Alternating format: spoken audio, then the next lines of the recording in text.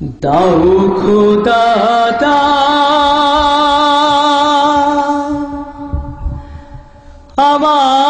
আমায় আবার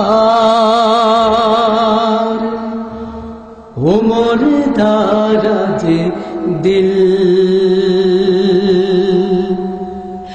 দাও খোদা দাও আমায় আবার ওমর দারাজ দিল দাও খোদা দাও আমায় আবার ওমর দারাজ দিল দাও আলীর মতো বীর সেনানী আলীর মতো বীর সেনানী জাগাতে নিখিল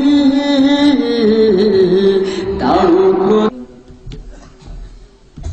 والذين اتبعهم بإحسان إلى يوم الدين نشهد أن لا إله إلا الله وحده لا شريك له ونشهد أن سيدنا وسندنا وحبيبنا وطبيبنا ومولانا محمدا عبده ورسوله أما بعد فقد قال الله تبارك وتعالى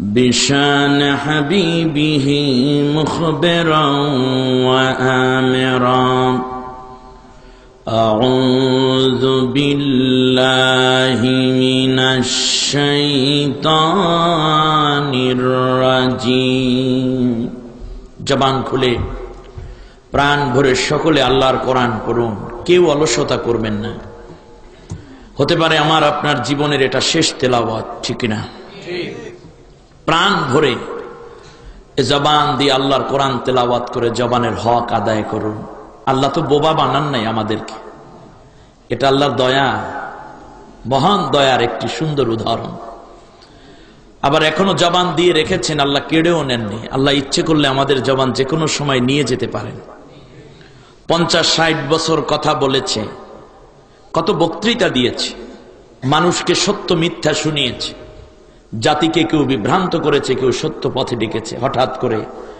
স্ট্রোক করে প্যারালাইজড হয়ে গেছে মুখ দিয়ে আর কোনো কথা বের হয় না এরকম লোক আপনারা দেখেছেন সমাজে আল্লাহ যে কোনো সময় আমাকে আপনাকে এভাবেও করে দিতে যে আল্লাহ জবান জারি রেখেছেন তার তেলাওয়াত হচ্ছে কোরআনের তেলাওয়াত কেউ মুখ বন্ধ রাখবেন না স্বতঃস্ফূর্ত ভাবে সকলে মহাব্বতে পড়ুন أعوذ بالله من الشيطان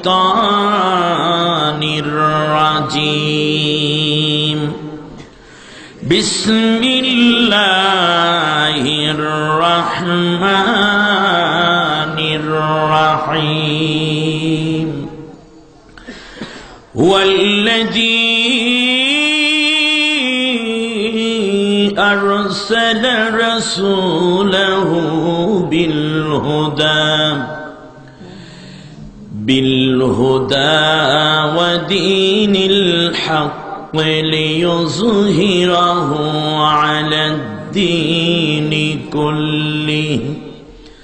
على الدين كله وكفى بالله شهيدا اللهم صل على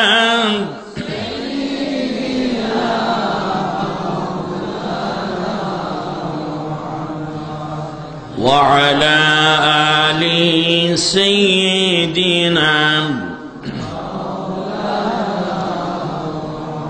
কিয়ামতের দিন নবীর খুব কোলের কাছে গিয়ে বসতে চান কে কে নবীর খুব কাছে চলে যেতে চান সবাই বেশি করে খাবার খেতে হবে নাকি হাত নিচু করেন আল্লাহ কবুল করুন বলেন আমিন শক্তি না থাকলে কেমনে যাবেন কোটি কোটি উম্মত হবে সেদিন সব জায়গায় শক্তি খাটে না শক্তি লাগেও না ঠিক কিনা বলেন কত বড় একটা ফ্যান, সে নিয়মিত কত বাতাস দিয়ে যাচ্ছে, ছোট্ট একটা শিশু এসে শুধু একটা টিপ দিয়েছে সুইচের মধ্যে, ঠিক কিনা বলি, হয়ে গেছে। বিশাল একটা অ্যাটম বোম পরিচালনা করার জন্য ছোট্ট একটা সুইচের মধ্যে টিপ দিবে, দুনিয়া মেসাকার হয়ে যায়। একটি আমল নবী শিখিয়ে দিয়েছেন, ওই আমলটি যারাই করবে তারাই কিয়ামতের দিন নবীর খুব কাছে চলে যাবে। সুবহানাল্লাহ বলেন। ইন্না আওলান নাসি বি ইয়াউমাল কিয়ামাতে আকসারুহুম আলাইয়া সালাওয়াত। রাসূল বলছেন, দুনিয়ায় যারা বেশি বেশি করে আমার উপর দুরূদ পড়বে, কিয়ামতের দিন তারা খুব বেশি বেশি কাছে চলে আসবে। নবীর কাছে যেতে হলে বেশি করে দুরূদ পড়ুন। সুযোগ পেলে, অবসর পেলে শুধু মুহাম্মদুর রাসূলুল্লাহ সাল্লাল্লাহু আলাইহি ওয়াসাল্লাম, এটাও একটা দুরূদ। অতএব সুযোগ আছে তো দুরূদ পড়বে। এখনো দুরূদ পড়ছি মা বোনেরা, যখনই সুযোগ তখনই দুরূদ। ছাত্রছাত্রী ভাই বোনেরা স্কুল কলেজে যাচ্ছেন, দুরূদ পড়তে পড়তে যান। কৃষক ভাইয়েরা কাজ করছেন খেতে, নবীর দুরূদ পড়ুন। ড্রাইভারেরা গাড়ি চালাচ্ছেন, নবীর দুরূদ পড়ুন। প্যাসেঞ্জার বসে আছেন, নবীর দুরূদ পড়ুন। ঠিক আছে, প্রাণ খুলে আল্লাহুম্মা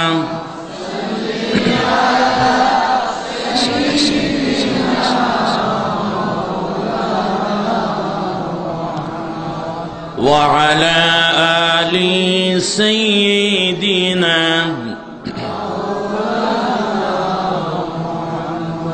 যেখানে থাকো, যেভাবেই থাকো, নবীর আদর্শ মানিও। তাতেই শান্তি, তাতেই মুক্তি, সদা মনে রাখিও। আল্লাহুম্মা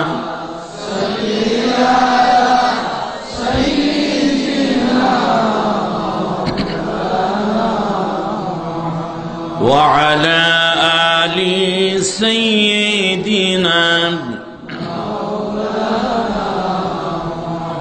বালাগাল উলা বিকামালিহি কাশাফাদ দুজা বিজামালিহি হাসনাত জামিউ খিসালিহি।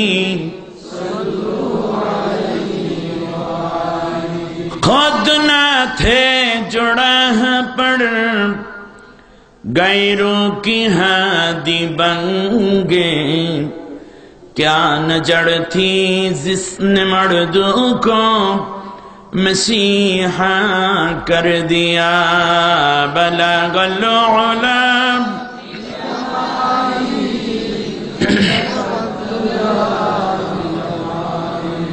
हसरत जमीअ खिसालिही।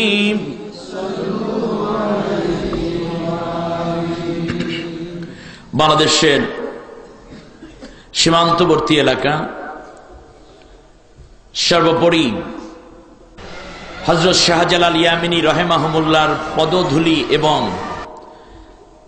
তার দেহ মোবারক পেয়ে ধন্য এই সিলেট। অত্যাচারী শাসক রাজা গৌর গোবিন্দের বিরুদ্ধে ৩৬০ জন অনুসারী সহ মানবতার মুক্তির জন্য এ অঞ্চলে জালেমের জুলুমের তখ্তকে তছনছ করে দিয়ে, চুরমার করে দিয়ে মানুষের অধিকার এবং মানবতাকে শান্তির ছায়ায় নিয়ে আসার জন্য অগ্র সৈনিক হিসাবে দায়িত্ব পালনকারী হযরত শাহজালাল ইয়ামিনী রাহিমাহুমুল্লাহর যোগ্য উত্তরসূরিদের প্রাণের আয়োজন এই বিয়ানীবাজার এলাকায় ইসলামী সমাজ কল্যাণ পরিষদ ৮ নং তিলপাড়া ইউনিয়নে,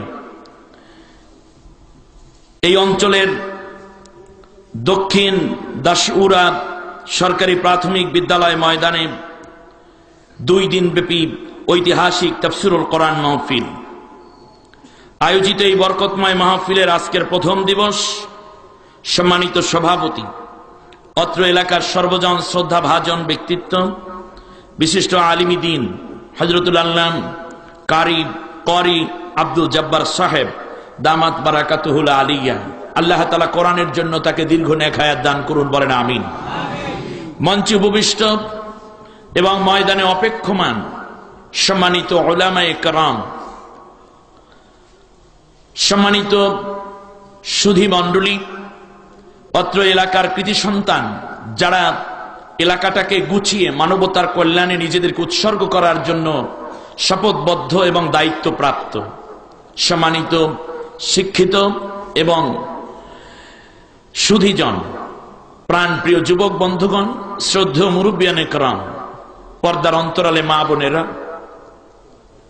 অন্যান্য ধর্মাবলম্বী ভাই ও বোনদেরকে আন্তরিক মোবারকবাদ জানিয়ে আল্লাহর শুকরিয়া আদায় করছি, যিনি আমাদেরকে তাফসিরুল কোরআন মাহফিলের মতো একটি বরকতময় মাহফিলে শামিল হওয়ার তৌফিক দিয়েছেন। আমরা প্রাণ খুলে ওই মহান মালিকের দরবারে পড়ছি আলহামদুলিল্লাহ। আল্লাহ তাআলা যদি দয়া না করতেন আমরা আসতে পারতাম না, না আসাদের দলে আমরা পড়ে থাকতাম, ঠিক না বলেন? আমার বন্ধুগণ, পৃথিবীতে আল্লাহ রাব্বুল আলামিনের কালামের চেয়ে শ্রেষ্ঠ কালাম আর হতে পারে না, ঠিক না বলেন? আল্লাহ রাসূল সাল্লাল্লাহু আলাইহি ওয়াসাল্লাম বলেছেন, দুনিয়ার উম্মতেরা জেনে নাও, বিশ্ববাসী শুনে রাখো, মান ক্বালা বিহি সাদাকা, যারা কোরআন দিয়ে কথা বলে তারা সত্য কথা বলে। সুবহানাল্লাহ বলেন। এই কথাটা আমার না, আল্লাহর রাসূলের। আল্লাহর রাসূল বলেছেন, মান ক্বালা বিহি সাদাকা, যারা কোরআন দিয়ে কথা বলে তারা সত্য বলে। ওমান হাকামা বিহি আদিলা, কোরআন দিয়ে যারা বিচার করে তারা ন্যায় বিচার করে। আমাদের দেশে কি আল্লাহর কোরআন দিয়ে বিচার হয়? আমাদের আইন আদালত গুলো কি আল্লাহর কোরআন দিয়ে চলে? অতএব এখানে অন্যায় বিচারের সম্ভাবনা 199%, ঠিক না বলেন? যদি ইনসাফ ভিত্তিক একটি রাষ্ট্র কায়েম হয় তাহলে কোরআন দিয়ে বিচার হবে, মানুষ আর মাজলুম হবে না। সেই সমাজে মানুষ ন্যায় এবং ইনসাফ পাবে, কারণ সবচেয়ে আদেল হচ্ছেন আল্লাহ তাআলা। আল্লাহর চেয়ে ন্যায় বিচার কেউ করতে পারে না, ঠিক না বলেন?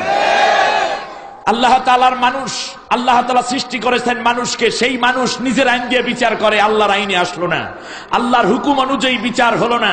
এই মানুষগুলো বিচার মেনে নিল কুফরি শক্তির, আর নামাজ পড়লো আল্লাহ তাআলার।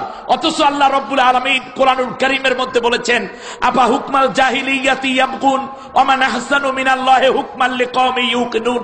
নবী গো, তারা কি জাহেলদের কাছে আইন চায়?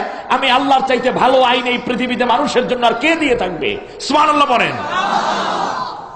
আমার বন্ধুগণ, এজন্য আল্লাহ রাসূল বলেছেন, ওমান হাকামা বিহি আদিলা, কোরআন দিয়ে যারা বিচার করে তারা ন্যায় বিচার করে। ওমান আমেলা বিহি উজরা, কোরআন দিয়ে যারা আমল করে তাদের জন্য আল্লাহর কাছে আছে পুরস্কার। সুবহানাল্লাহ বলেন। ওমান দাআ ইলাইহি হাদাব, আল্লাহর নবীর কথা শুনুন, আল্লাহর রাসূল বলেন, ওমান দাআ ইলাইহি হাদা, যারা এই কোরআনের দিকে মানুষকে ডাকে, ওই ডাকনে ওয়ালা দায়ীদেরকে আল্লাহ রাব্বুল আলামিন হেদায়েতের উপরে রাখেন। সুবহানাল্লাহ বলেন। কেন? তার কারণ যেই ব্যক্তি বলে আসো কোরআন পড়ি, কোরআন বুঝি, কোরআন দিয়ে জীবন গড়ি, পরিবার গড়ি, রাষ্ট্র গড়ি, আইন গড়ি, আদালত গড়ি, আমরা সকলে কোরআনের পূর্ণ অনুসরণ করি, এই কথা যেই মানুষগুলোতে বলে, আল্লাহর নবী বলেন ওই মানুষগুলো আমার ওই উম্মতগুলো হেদায়েতের উপরে আছে।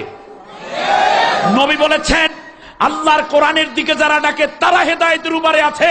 আল্লাহর কোরআনের দিকে যারা ডাকে তাদেরকে যারা সন্ত্রাসী বলবে, তাদেরকে যারা গোমরাহী বলবে, তাদের চেয়ে পথভ্রষ্ট মানুষ পৃথিবীতে আর হতে পারে না। নবী সার্টিফিকেট দিয়েছেন, যারা কোরআনের দিকে ডাকে তারা হেদায়েতের উপরে আছে। শুধু তাই নয়, নবীর সামনে গিয়ে আরো সুন্দর করে বলেছেন, ওয়া হুদিয়া ইলা সিরাতিম মুস্তাকিম, তুমিও যদি ডাকে সাড়া দাও, তোমার ডাকে যারা কোরআনের দিকে ডাকলো তাদের ডাকে যদি সাড়া দাও যে হ্যাঁ আমিও তোমাদের দলে আছি, তুমি ডাক দিয়েছো, আমি তোমার ডাকে সাড়া দিলাম, আমিও আজ থেকে মানুষকে কোরআনের দিকে ডাকবো, তাহলে আল্লাহর নবী বলেছেন তোমাকে আল্লাহ সিরাতাল মুস্তাকিম নসিব করে দিবেন। প্রতিদিন নামাজের মধ্যে সূরা ফাতিহায় বলি ইহদিনাস সিরাতাল মুস্তাকিম।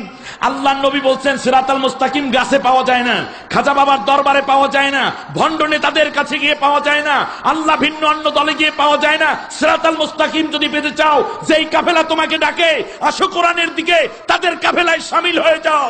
আমি রাসূল বলে গেলাম, তুমি সিরাতাল মুস্তাকিমের উপরে থাকতে পারবে।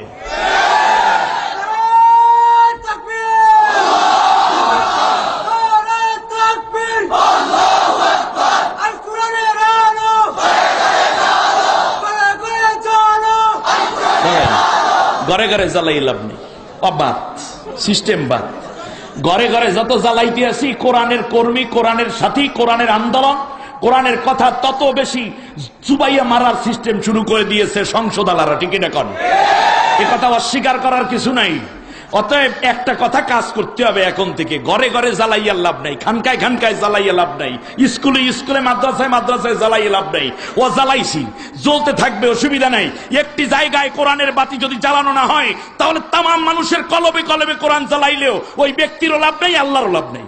একটা জায়গায় জ্বালাতে হবে, সকলে ঐক্যবদ্ধ হয়ে আল কোরআনের আলো সংসদে জ্বলো, ঠিক কিনা বলেন? আমি বলি আল কোরআনের আলো, সবাই বলুন আল কোরআনের আলো, আর একবার আল কোরআনের আলো। আল্লাহ কবুল করুন, বলেন আমিন। কষ্ট হয়েছে? আল্লাহর কোরআন দিয়ে রাষ্ট্র চললে আপনার উপকার না ক্ষতি? আমি আপনাদের কাছে একটা প্রশ্ন করি, আল্লাহর কোরআনের রাষ্ট্র যদি হয়, এই রাষ্ট্রটা কায়েমের জন্য কাজ করবে কেডা? হিন্দুরা না মুসলমানেরা? তা আপনি কোন ডাইলের দল করেন আর পার্টি করেন? আল্লাহ তাআলা কোরআনের জন্য আপনাকে তৈরি করেছেন। আল্লাহ নবী এসেছেন কোরআনের বিধান প্রতিষ্ঠা করার জন্য। আপনি এইটা করেন না, অন্য বিধান কায়েমের জন্য, অন্যের হুকুম কায়েমের জন্য। আল্লাহর বিধানের উপরে আপনি চেষ্টা করেন। আল্লাহকে বলছেন, আল্লাহ আমি তোর গোলাম, ঠিক আছে, কিন্তু তোর হুকুম আমি মানি না। আর যারা মানে তাদেরকেও ভালোবাসি না। আমি মানি কালমার্সের হুকুম, আমি মানি লেনিনের হুকুম, আমি মানি ডারউইনের হুকুম, আমি মানতেছি আজকে মানব রচিত মতবাদের যত হুকুম আছে মানুষগুলোর, ওদের হুকুম। আল্লাহ তোর হুকুম মানি না। আল্লাহর হুকুম না মানলে সে কি আল্লাহর বান্দা থাকে? আচ্ছা বলতে পারেন, আমি তো হুজুর নামাজ পড়ি, হজ করি, আমার দাড়ি আছে, টুপি আছে, বেশ ভালো কথা, থাকবো, সুবিধা কি? আপনার কতটুকু ইবাদত করেন? 70 লক্ষ বছর পর্যন্ত একটা না আল্লাহকে শুধু সিজদা করেছে নাবস ইবলিস। কত বছর? জোরে বলেন। 70 লক্ষ বছর, 1-2 বছর না। আপনার 70 লক্ষ বছর হায়াত আছে আপনার। এই 70 লক্ষ বছরে একটা গুনাহ করে নাই কে? ইবলিস। আল্লাহর কয়টা হুকুম তরক করার কারণে শয়তান এসে? একটা। খুব ঠান্ডা মাথায়, ওয়াজ বেশি শোনার দরকার নেই, একটা শুনবেন। আল্লাহর একটা হুকুম লঙ্ঘন করার কারণে 70 লক্ষ বছরের ইবাদত শেষ হয়ে গেছে কি? শয়তান। ইবলিস হয়ে গেছে কি? শয়তান। তো 70 লক্ষ বছরের ইবাদত আল্লাহর একটা হুকুম লঙ্ঘনের কারণে বাদ হইয়া সে হয়ে গেছে কি? শয়তান। আর আপনি আল্লাহর কোরআনের হুকুম, এই কোরআনের মধ্যে কার হুকুম? এই কোরআনের হুকুম আপনি লঙ্ঘন করতেছেন। অফিসে আল্লাহর হুকুম নেই, সংসদে আল্লাহর হুকুম নেই, আদালতে আল্লাহর হুকুম নেই, মন্ত্রণালয়ে আল্লাহর হুকুম নেই, ব্যাংকে আল্লাহর হুকুম নেই। বরং এই যারা আল্লাহর হুকুম মানে না, আপনি তাদের পক্ষে আছেন। একটাই বাদ দেন, ইবলিস তো আল্লাহর হুকুমের বিরোধিতা করে নাই, ওইটার বিরুদ্ধে সে তো অন্য কাউকে সিজদা করার চিন্তা করে নাই, ঠিক না বলেন? কিন্তু আপনার চরিত্র যদি এরকম হয়ে যায়, আল্লাহ তাআলা হুকুম যেটা করেছেন ওটা তো মানেই না, বরং যারা হুকুমের দিকে ডাকে তাদেরকে ধরে আপনি পিটান, তাদের বিরুদ্ধে আপনি মিথ্যা মামলা দেন, তার বিরুদ্ধে আপনি আইন পাস করেন। ইবলিস তো এত বড় শয়তান ছিল না, আপনি তো উল্টা আইন কায়েম করে সেইটাকে মানুষের উপর চাপাই দেন। ইবলিস তো এইটা করছিল না। তাহলে ইবলিস যদি 70 লক্ষ বছরের ইবাদত এক হুকুম তরক করার কারণে শয়তানে রূপান্তরিত হয়, তাহলে আপনি শুধু হুকুম তরকই করেন না, তার বিপরীতে অন্য আইন দাঁড় করান। আপনি তো ইবলিসের চাইতেও বড় শয়তান। শয়তান তো 2 প্রকার, মিনাল জিন্নাতি ওয়ান নাস, মানুষ শয়তান এবং জিন শয়তান। যেই সমস্ত জিনেরা আল্লাহর হুকুমের তাবেদার হয় না, তারা হইল জিন শয়তান। আর যেই সমস্ত মানুষেরা আল্লাহর হুকুমের অনুসরণ করে না, আল্লাহর বিধিবিধানের অনুসরণ করে না, তারা হচ্ছে মানুষ শয়তান। জিন শয়তান আর মানুষ শয়তানের মধ্যে পার্থক্য আছে। জিন শয়তান আয়াতুল কুরসি 4 কুল পড়িয়া ফুক দিলে চলে যায়, কিন্তু মানুষ শয়তান গোটা কোরআন দিয়ে ফুক দিয়েও যদি দেয়া হয় এরপরও লড়ে না, ঠিক না? করে মানুষ শয়তান আরো জঘন্য। তাহলে আল্লাহর হুকুম তরক করলে সে কি আর আল্লাহর গোলাম থাকে? জোরে বলেন, আল্লাহর গোলাম থাকে না। আল্লাহর হুকুম সবগুলো তরক করার সিস্টেমের মধ্য থেকে নিজেকে বের করে আনুন, আল্লাহর গোলাম হয়ে যান। আল্লাহ কবুল করুন, বলেন আমিন। কোন জায়গায় যেন রাখছিলাম কথাটা? সংসদে চলো নাকি? আসেন আমার বন্ধুগণ, আজকের এই মাহফিলে আপনাদের খেদমতে আমি খুব সংক্ষিপ্ত আকারে কিছু কথা বলব। প্রথম দিন তো অনেক রাত হলে আগামীকালকে মাহফিল শুনতে আপনাদের কষ্ট হবে, তাই না? সেই জন্য আমি আপনাদেরকে খুব তাড়াতাড়ি ছুটি দিয়ে দেব, আর আমাকেও আপনারা আশা করি ছুটি দিতে বাধ্য থাকিবেন, ঠিক আছে কিনা? জি আসুন, আজকে আমাকে আগেই বলা হয়েছে সূরা ফিল থেকে কথা বলার জন্য। ওনারা চিন্তা করেছেন ফিল মানে হাতি, বাংলাদেশে পাওয়া যায় কম, দেখে মানুষে কম, এমন একটা সূরার কথা বলবো যা কোরআনের মধ্যে খুব আছে ঠিকই, কিন্তু মানুষে দেখছে যেহেতু কম, আমল বেশি একটা জুত করতে পারবে না। কারণ হচ্ছে চারদিকের অবস্থাশালী ভালো না, কথা বুঝছেন কিনা? এইরকম উল্টো পাল্টা পরিবেশের মধ্যে এমন হাতির পিঠে হুজুরের চড়াইয়া দেবো, ওটা জঙ্গলে জঙ্গল বঙ্গোপসাগরে ঠিক না? আসেন দেখি সূরা ফিলের মধ্যে কি কি আছে। আপনারা কি সূরা ফিল তেলাওয়াত জানেন সবাই? স্যার আমার সাথে শুরু করে দেন। আউযু বিল্লাহি মিনাশ শাইতানির রাজীম। বিসমিল্লাহির রহমানির রহিম। বিতাড়িত অভিশপ্ত শয়তানের ওয়াসওয়াসা থেকে আল্লাহর আশ্রয় চাই। কার আশ্রয়দাতা কে? আমাদেরকে আশ্রয় দিতে পারেন কে? আল্লাহ তাআলা, পরম করুণাময়, অসীম দয়ালু। আল্লাহর নামে শুরু করলাম। আলাম তারা কাইফা ফাআলা রাব্বুকা বিআসহাবিল ফিল আলাম ইয়াজআল কাইদাহুম ফি তাদলিল وأرسل عليهم طيرا أبابيل ترميهم بحجارة من سجيل فجعلهم كعصف مأكول। آمنت بالله অর্থ হচ্ছে, হে রাসূল তুমি কি দেখো নি তোমার রব ওই হস্তিওয়ালাদের সাথে, হস্তি বাহিনীর সাথে কি রকম আচরণ করেছিলেন? তিনি কি ওদের সব ধরনের সকল ষড়যন্ত্র তছনছ করে তাদের স্বপ্ন সাপকে ধূলিসাৎ করে দেননি? তিনি ওদের উপর প্রেরণ করলেন ঝাঁকে ঝাঁকে পাখির দল, যারা ছিল জাহান্নামের ছোট্ট ছোট্ট অগ্নিস্ফুলিঙ্গ সমৃদ্ধ পাথর কণায় সুসজ্জিত। আর এই ছোট্ট পাথর কণার আঘাতে আঘাতই ওই হস্তি বাহিনী আব্রাহার গ্রুপকে আমি আল্লাহ এমন ভাবে নিশ্চিহ্ন করে দিলাম যেন পশুর চর্বিত ঘাসের ন্যায়। অর্থাৎ পশুরা যখন রাতে জাবর কাটে, যেমন সেখানে ঘাসের কণাও থাকে না, একেবারে পানির মতো হয়ে যায়, সেইভাবে নিশ্চিহ্ন করে দিয়েছিলেন আল্লাহ তাআলা আব্রাহা বাদশাদের সেই সাঙ্গপাঙ্গ এবং হস্তি বাহিনীকে। বারাকাল্লাহু লানা ওয়া লাকুম ফিল কোরআনিল আযীম। আল্লাহুম্মা ইগফির লানা ওয়া লিওয়ালিদাইনা ওয়া লিজামিল মুমিনিনা ওয়াল মুমিনাতি ইয়াওমা ইয়াকুমুল হিসাব। আমি সর্বপ্রথম বলছি, যারা কাগজ কলম এনেছেন তারা বের করেন, কারণ আজেবাজে কথা কও আমার অভ্যাসও না, এগুলো বলতে আমি পছন্দ করি না। আর যাদের মোবাইল আছে তারা সেভ করে নেন। আগামী কালকে আপনি নিজে নিজে কোরআন খুলে খুলে দেখবেন আপনি মোমেন আছেন নাকি আব্রাহা গ্রুপ অফ ইন্ডাস্ট্রির সদস্য হয়েছেন। কথা বোঝেন না? আমি তো বলে যাবো কথাটা, আপনি নিজে আবার কোরআন পড়ে দেখবেন যে মাওলানা জামালউদ্দিন আসছে কি না কি বইলে গেল। এটা কারণ ওয়াজ তো কম হয় নাই বাংলাদেশে, সব মানুষ তো হেদায়েত হয়নি। বাংলাদেশের পীরের মুরিদের অভাব নেই, তাবলীগ জামাতের অভাব নেই। তারা যদি যেই মেহনত দিয়েছেন মুরিদদের তাজকিয়া নফসের জন্য, যদি আজকে কোরআনের পিছনে মেহনত দিতেন তাহলে বাংলাদেশে আর চোর খুঁজে পাওয়া যেত না, ঠিক কিনা বলেন? বাংলাদেশে জেনা হতো না, বাংলাদেশে নির্বিচারে মানুষ হত্যা হতো না, বাংলাদেশে অন্যায় অশ্লীল ছবি চলতো না, বাংলাদেশে বেনমাজি খুঁজে পাওয়া যেত না। আসুন আমরা, সূরার নাম হচ্ছে সূরাতুল ফিল। ফিল মানে কি? বাহ, এলিফ্যান্ট মার্কা সূরা, ঠিক কিনা? বাস, হাতি। এখন আপনারা বলতে পারেন হুজুর আল্লাহ তাআলা বড় তো এই জন্য আল্লাহ তাআলা সূরা খালি হাতির নামে নাজিল করছে। আমাদের আছে গরু, গরুর নামে কোনো সূরা নেই, ঠিক কিনা? এই তো পেয়ে গেছে। সূরার নাম কি? সূরা বাকারা। বলতে পারেন হুজুর আল্লাহ বড়, ওই বড় আর মাঝারো সাইজের যা আছে এগুলো দেখে, এর চেয়ে ছোট যে কিছু আছে এই খবর আল্লাহর কাছে নেই। পিঁপড়ার নামে সূরা আছে না? সূরার নাম কি? সূরা নমল, 27 নম্বর সূরা কোরআন। পিঁপড়ার যেটা আরেকটু বড় যেটা, ওইটার নাম হলো মাকড়সা, ওটার নাম হলো সূরা। সূরার নাম কি? আনকাবুত। এবার আসেন, বলতে পারেন হুজুর ছাগল, ভেড়া, বকরি এগুলোর নামে কি সূরা আছে? কেন? সমষ্টিগতভাবে সূরাতুল আনআম মানে কি? গৃহপালিত চতুষ্পদ প্রাণী। বলতে পারেন হুজুর আর কিছু আল্লাহ পাইবে না, আরো তো কত কিছু আছে। হ্যাঁ, উড়ে বেড়ায় যারা, তাদের নামেও সূরা আছে। সূরার নাম হচ্ছে সূরা নহল, মানে কি? মৌমাছি। এখন বলতে পারেন হুজুর শুধু এই পশু পক্ষীর নামে আল্লাহ সূরা নাজিল করেছে, আমাদের নামে কি আল্লাহ কিছু করে নাই? হ্যাঁ করেছে, আপনার আমার নামেও সূরা নাজিল আছে। আমরা মানুষ, মানুষের নামে সূরা, সূরার নাম কি?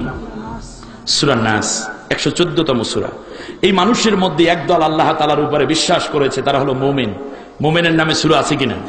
কোরআনের 23তম সূরা, সূরার নাম সূরা মুমিনুন। বলতে পারেন হুজুর মুমিনের নামে সূরা আছে, কাফের গোষ্ঠী দিয়ে আল্লাহ চোখে দেখে না, ওগো মরে না যে, ঠিক না? আল্লাহর দৃষ্টির বাইরে ওরা না, ওদের নামে একটা সূরা আছে, সূরার নাম কি?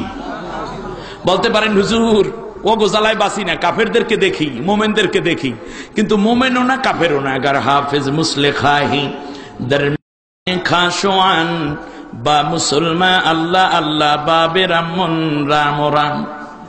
হুজুর একদল আছে এরকম, ইমানদারদের সাথে দেখা হইলে খুব ভালো করে আল্লাহ আল্লাহ বলে, আর যখন ব্রাহ্মণের সাথে দেখা দেয় তখন ওং শান্তি রাম রাম বলে।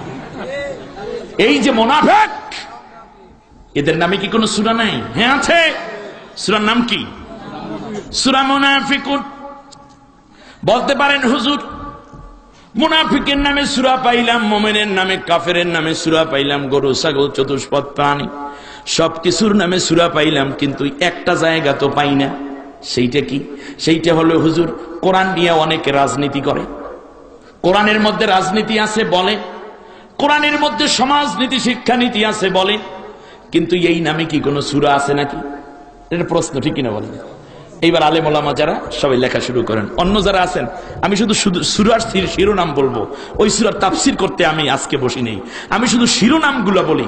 আল্লাহ রাব্বুল আলামিন দেখেন তাম পৃথিবীর রাষ্ট্র, একটি রাষ্ট্র একটা নাম, ঠিক কিনা বলেন? রাষ্ট্রের নামে একটা সূরা আছে, সূরার নাম হচ্ছে সূরাতুল মুলক। কোরআনুল কারীমের ৬৭ নম্বর সূরা, অর্থ হচ্ছে রাষ্ট্রের সূরা। রাষ্ট্রের সূরা, রাষ্ট্রের নামে একটা সূরাই আছে। রাষ্ট্র কাকে বলে?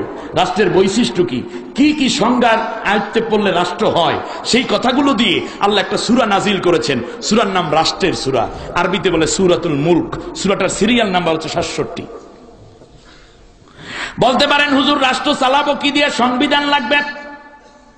আল্লাহ রাব্বুল আলামিন কনস্টিটিউশনের নামে, সংবিধানের নামে একটা সূরা নাজিল করেছেন। একটা রাষ্ট্রের মধ্যে 183টা ধারা থাকবে, সংবিধানের মধ্যে 183টা ধারা দিয়ে একটা সূরা নাজিল করেছেন। সূরার নাম সূরাতুল কনস্টিটিউশন, আরবিতে বলে সূরাতুল ফুরকান। কত? সূরা ফুরকান। ফুরকান মানে সংবিধানের সূরা। সুবহানাল্লাহ বলেন। তুমি কতটুকু পলিটিক্স শিখছো আন্তাজি, এখন দেখো আমার আল্লাহ কি বলেন। তুমি আল্লাহটা শোনো না, জানো না, এই জন্য পক মারো উল্টা পাল্টা। এবার দেখেন সংবিধান পাইয়া গেলেন, এখন তো দেশের মানুষ লাগবে। মানুষ না থাকলে দেশ কি এমনি চালান যাইবে? মানুষ দরকার নাই, আমরা মন্ত্রী এমপি পুলিশ টুলিশ যা আছে এই দিয়ে রাষ্ট্র চালাবো। এতে রাষ্ট্র চলে না। জনগণের নামে আল্লাহ একটা সূরা নাজিল করছেন। সুবহানাল্লাহ। কয় হুজুর আল্লাহ তাআলা সব দেখে ওই যারা রাষ্ট্র চালায় এদের দিকে, আমাকে জনগণের খবর আল্লাহ লয় না কেন? আপনার নামে সূরা আছে। সুবহানাল্লাহ। জেনারেল পাবলিকের নামে একটা সূরা আল্লাহ রাব্বুল আলামিন কোরআনুল কারীমের ৭৫ নম্বর সূরা, সূরাতুদ দাহার, আরবিতে বলে জনগণের সূরা। জনগণ কারে কয়? সৎ জনগণ কিভাবে তৈরি হবে, জনগণ সরকারের কাছে কি কি দাবি করবে, আর সরকার জনগণের প্রতি কি কি দায়বদ্ধ থাকে, সব দিয়ে আল্লাহ একটা সূরা নাজিল করেছেন। সূরার নাম সূরাতুল জনগণ, আরবিতে সূরাতুদ দাহার। শুধু নাম বললাম, এই এক এক বছর দাওয়াত দিবেন, এক একটা বললে যাবো, কোনো অসুবিধা নেই ইনশাআল্লাহ। এইবার জনগণ হইলেই হবে না, দেশের মানুষ শততা বিভক্ত হইলে হয় না, ঐক্যবদ্ধ থাকা লাগে। আন্দোলনের সংগ্রামে দাবি আদায়ের জন্য ঐক্যবদ্ধতা ছাড়া বহির্শত্রু থেকে নিজেকেও সেভ করা যায় না, ঠিক কিনা বলেন? এই জন্য আল্লাহ রব্বুল আলামিন বললেন, শোনো, জনগণ হইলেই হবে না, জনগণ তোমরা ঐক্যবদ্ধ থাকবা। ঐক্য কোন কোন ভিত্তির উপর হবে? 11টা নীতিকে সামনে রেখে ঐক্যবদ্ধ হতে হবে। কয়টা? 11টা। 11টা বিষয়কে সামনে রেখে, নীতিকে সামনে রেখে ঐক্যবদ্ধ হবা। ওই 11টা নীতি দিয়ে আল্লাহ একটা সূরা নাজিল করেছেন। সূরার নাম হচ্ছে সূরাতুজ জুমার। জুমার অর্থ ঐক্যবদ্ধ জনগণ। সুবহানাল্লাহ কোন রাজনীতি কারে কয় খালি নামগুলো শোনো এরপর বুঝবানি কি কর। এইবার বলতে পারেন হুজুর রাষ্ট্র পাইলাম কিন্তু রাজধানী কোথায়? রাজধানী কারে কয়? কোন কোন বিষয়গুলো রাজধানীর মধ্যে থাকবে? সবগুলা রাজধানীতে উঠাবা নাকি সমন্বিত উন্নয়ন হবে? রাজধানী কারে কয়? রাজধানীর বৈশিষ্ট্য কি? সবগুলা মিলাইয়া আল্লাহ রাব্বুল আলামিন একটা সূরা নাজিল করেছেন কোরআনুল কারীমের 90তম সূরা। সূরার নাম হচ্ছে সূরাতুল বালাদ, রাজধানীর সূরা। কথা বুঝে আসছে? এবারে আসি, রাজধানীর মধ্যে নগরী থাকে। একটা নগরীর উদাহরণ দিয়ে আল্লাহ রাব্বুল আলামিন সূরা নাজিল করেছেন। সাজানো গোছানো নগরী কারে কয়? সেইটার নাম হলো সূরাতুস সাবা। সূরা সাবা। এখন রাষ্ট্র পাইলাম, রাজনীতি পাইলাম, সংবিধান পাইলাম, জনগণ পাইলাম, রাজধানী পাইলাম। হুজুর রাষ্ট্র চালাইবে যেই বেটা তাকে কি দরকার আছে না? নালে কেডায় রাষ্ট্র চালাবে? কে রাষ্ট্র পরিচালনা করবে? এই রাষ্ট্র পরিচালনার 8টা কোয়ালিটি দরকার। কোন কোন মানুষেরা নেতা হতে পারে, কোন কোয়ালিটির ভিত্তিতে জনগণ তাদেরকে নেতা মানবে, এই 8টা গুণাগুণ বর্ণনা করে আল্লাহ তাআলা একটা সূরা নাজিল করেছেন। সূরার নাম হচ্ছে সূরাতুল লিডার, আরবিতে বলে সূরাতুল ইয়াসিন। সুবহানাল্লাহ বলেন। ইয়াসিন অর্থ হে নেতা। সুবহানাল্লাহ বলতে চায় না। ইয়াসিন ইয়া সাইয়্যিদ, হে নেতা, ও লিডার। সুবহানাল্লাহ বলেন। এইবার নেতা পাইলেন কিন্তু দেশ তো অন্য দেশে থাপ্পড় মাইরা লইয়া যাইবে। এই জন্য দেশের সৈন্যবাহিনী দরকার, ঠিক কিনা বলেন? আল্লাহ রাব্বুল আলামিন সেনাদের নামে একটা সূরা নাজিল করেছেন। সেনাদের মধ্যে 7টা কোয়ালিটি না থাকলে ওদেরকে সৈন্যবাহিনী বলা যাবে না। আজকে সূরা ফিল তেলাওয়াত না করে যদি এগুলো বলতাম খারাপ হইতো না। 7টা গুণ সৈনিক বাহিনীর মধ্যে, যেই রাষ্ট্রের সৈন্যবাহিনীর মধ্যে 7টি কোয়ালিটি চেতনা না থাকবে, ওরা কোনোদিন দেশের সৈন্যবাহিনী না, ও পেট মোটা করা বাহিনী, মানুষ মারতে থাকবে, তারা প্রতিবাদ করবে না। এই সৈন্যবাহিনী যে দরকার নাই। আল্লাহ তাআলা বলেছেন 7টি কোয়ালিটি সৈন্যবাহিনীর মধ্যে অবশ্যই থাকতে হবে। এই 7 কোয়ালিটি দিয়ে আল্লাহ তাআলা একটা সূরা নাজিল করেছেন সৈনিকদেরকে কেন্দ্র করে। সৈনিক সূরাটার নাম হচ্ছে সূরাতুল যুখরুফ। সূরা যুখরুফ কোরআনের 53 নম্বর সূরা। এখন বলতে পারেন হুজুর সেনা আছে, মেজর একদিকে, জেনারেল আর একদিকে, লেফটেন্যান্ট কর্নেল আর একদিকে, এক আর একজন দিকে থাকবে নাকি ঐক্যবদ্ধ থাকবে? আল্লাহ রাব্বুল আলামিন সেই জন্য 3টা নীতি দিয়ে একটা সূরাই নাজিল করেছেন। সূরার নাম হলো সূরাতুস সাফফাত। সুবহানাল্লাহ বলেন। 37 নম্বর সূরা। সৈন্যবাহিনীরা থাকবে সংঘবদ্ধ, 3টি পদ্ধতি তারা অবলম্বন করবে, একটা সূরাই নাজিল করা হয়েছে। এরপর বলতে পারেন হুজুর পাইলাম তো সৈন্যবাহিনী, কিন্তু আমার দেশে পুলিশ আছে, র্যাব আছে, গোয়েন্দা আছে, ডিবি আছে, এমনি করে করে কত বাহিনী আছে। মাঝে মাঝে অভিযান চালায় শুনি যৌথ বাহিনী। এই যৌথ বাহিনীর কোয়ালিটি নিয়ে আল্লাহ তাআলা কোন সূরা নাজিল করছে নাকি? সূরাতুল যৌথ বাহিনী আরবিতে বলা হয় সূরাতুল আহজাব। আহজাব মানে যৌথ বাহিনী। আহজাব অর্থ কি? সেনা, নৌ, বিমান, পুলিশ, গোয়েন্দা সব মিলেই একটা বাহিনী হয়ে অভিযান চালাইয়া দেশের চোর, বাটপার, গুন্ডা, খুনি, চিহ্নিত দাগী খুনিদেরকে ধরে তাদেরকে জাতির সামনে প্রকাশ্যে শাস্তি দিয়ে অন্য সন্ত্রাসীদেরকে থামাই দেবে, ঠিক কিনা বলেন? এইটার নাম হচ্ছে যৌথ বাহিনীর সূরা।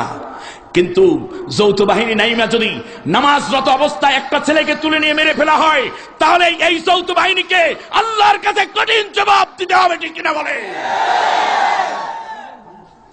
যৌথ বাহিনীর কাজ কি? 9টা কাজ দিয়ে আল্লাহ তাআলা যৌথ বাহিনীকে প্রস্তুত থাকার জন্য বলেছেন, যা কোরআনের মধ্যে আল্লাহ তাআলা বলেছেন সূরা আহজাবের মধ্যে। এই সৈন্যবাহিনীরা থাকবে সারিবদ্ধভাবে, দাঁড়াবে কেমনে কেমনে তাও আল্লাহ তাআলা বলেছেন। সূরাতুর নাম হচ্ছে সূরাতুস সাফ। আমার ভাইয়েরা, এই যৌথ বাহিনীরা মাঝে মাঝে যৌথ অভিযান পরিচালনা করবে। এই যৌথ অভিযানের মধ্যে তারা 5টা বিষয়কে সামনে রাখবে। কয়টা? 5টা বিষয়কে সামনে রেখে তারা যৌথ অভিযান চালাবে। অভিযান কি কোন একটা দলের লোকদেরকে গ্রেফতার করা, এটা নাকি? না, আল্লাহ তাআলা বলেছেন তারা 5টি নীতিকে সামনে রেখে যৌথ অভিযান চালাবে। মাঝে মাঝে সেই যৌথ বাহিনীর 5টা 5টা কোন নীতি অবলম্বন করে তারা যৌথ অভিযান চালাবে তার পরামর্শ দিয়ে আল্লাহ রাব্বুল আলামিন একটা সূরা নাযিল করেছেন।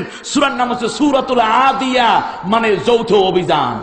একটা হলো যৌথ বাহিনী আহজাব, আর আহজাবেরা যা করে সেইটার নাম হলো সূরাতুল আদিয়া। কি বুঝলেন?